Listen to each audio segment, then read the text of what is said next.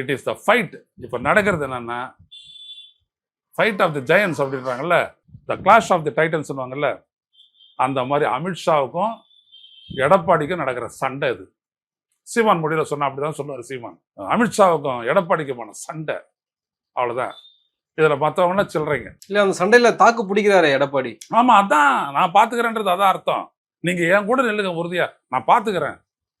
திருப்பி என்ன திரும்ப கேட்பாரு எடப்பாடி, சரி அவன் கேட்கறதெல்லாம் நீ கொடுத்துருவியா, அவங்க கேட்கறதெல்லாம் நீ கொடுத்துருவியா, அப்புறம் அவங்க ஆட்கள் மட்டும் ஜெயிக்கிறதுக்கு அவர் வேலை செய்வார், ஒத்துக்குவியா?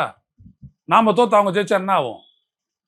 ஆட்சிக்கு வரல. அது அப்புறம் அவங்க 35 நம்ம 25 நானே என்ன ஆகும் நம்ம கட்சி? யாருக்காவது பதில் இருக்கா? அந்த லிஸ்ட்ல நம்ம எடப்பாடி விட செங்கோட்டை இன்னும் மோசமான நிலைமையில இருக்காரு அப்படி பார்த்தா. ஆமாங்க, இவருக்கு அதான் நம்ம தமிழனுக்குள்ள என்னன்னா ஒருத்தர் பகைச்சுக்கிட்டு எதிரிகிட்ட போட்டு சரண்டர் ஆவான். நம்ம அப்படிதானே, பங்காளிக்கிட்டே சரியா இருந்தோம் அப்படின்னோம்னா அவனே கடன் தந்திருப்பான். அவங்ககிட்ட வாங்கின கடனுக்கு வந்துட்டு வட்டி இல்லாத கடனுக்கும் திருப்பி செலுத்த மாட்டோம். கடைசியில் மார்வாடி கிட்ட போட்டு எல்லாத்தையும் வச்சுட்டு அவன் மொய்வி போச்சு தான். அப்படிதானே அந்த மார்வாடி சமூகம் எவ்வளோ பெரிய சொத்தோட இருக்குது.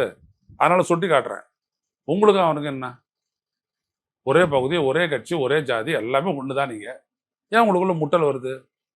அப்போ எப்படி? இதுதான், இவ்வளோதான். அது எடப்பாடி கூட இருக்கிறவன தான் அடிப்பார் அவர் அப்படியேப்பட்டவர். அவர் இந்த பசிக்கு ஒரு பாம்பு சாப்பிடுவேன் ராஜநாகம் அந்த வகையர். அவர் முழுங்கிட்டு தான் வேலையை பார்த்துட்டு அடுத்த வேலை வருவார். இப்படி தான் போகுது. கடைசியில் போய்ட்டு அங்கே அடிமையாகிறாங்க. விஷயம் இவ்வளோதான். நான் மறுபடியும் சொல்கிறேன், இந்த கூட்டணி ஆட்சின்றதான் இதுக்கு ஸ்ட்ரகிளே. எடப்பாடிக்கு இன்னொன்னா லாஸ்ட் கடைசியாக என்ன பண்ணுவாங்க, அந்த இடத்த எடப்பாடி வச்சுறாரு, வெளில போவாங்க, ரெடியாக இருக்கிறாரு விஜய். ஆனால் டிடிவியும் ஒன்று சொல்கிறாரு, அதாவது பேட்டியில் வந்து நாங்கள் ஒன்றும் விஜயை குறைத்து மதிப்பிடவில்லை. ஐயா, விஜய் ஏதாவது திருப்பி சொன்னாரா? ஏன் அவங்களோட ஃபர்ஸ்ட் சாய்ஸ் எடப்பாடி, அதிமுக தான். நீ அப்புறம் நீ 20 லட்சம் ஓட்டு தான், அவன் 80 லட்சம் ஓட்டு. அங்கே நிற்கிறார் அவரு.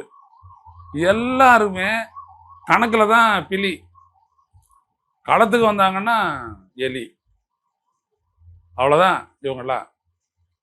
இப்போ ஏன் ஸ்டாலின் கவலைப்படல அது சொல்லுங்க பார்ப்போம். நல்லா தெரியும், இவங்க முட்டிக்கிட்டு மோதிக்கிட்டு ஒன்றும் இல்லாத போவாங்கன்னு தெரியும்.